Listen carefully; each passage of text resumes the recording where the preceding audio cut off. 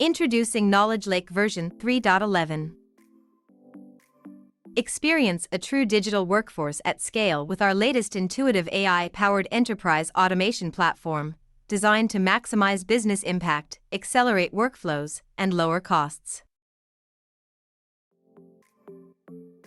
Digital labor at scale means harnessing the power of automation technologies like AI, IDP, and RPA to manage workloads traditionally requiring human effort. It's about transforming the way businesses operate, ensuring efficiency and scalability.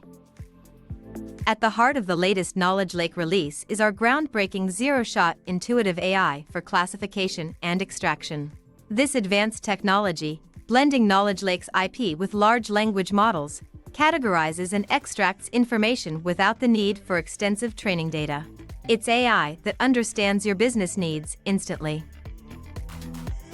With zero-shot intuitive AI, your business can navigate through diverse and complex data sets effortlessly. It's not just a leap in AI technology, it's a practical, customizable solution for managing and utilizing data, enhancing productivity, and driving informed decisions. In addition to intuitive AI, version 3.11 offers document summarization, making approvals and decisions faster, especially for complex documents like contracts.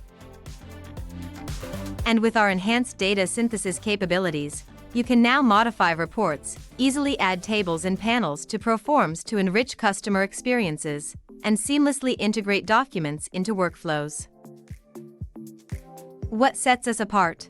The advantage of accuracy and speed, without the overhead of initial system training.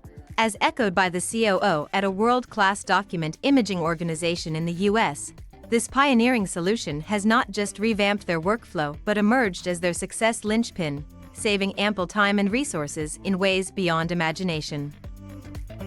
Discover the power of digital labor at scale with KnowledgeLake. Streamline your enterprise's digital transformation and unlock new levels of productivity.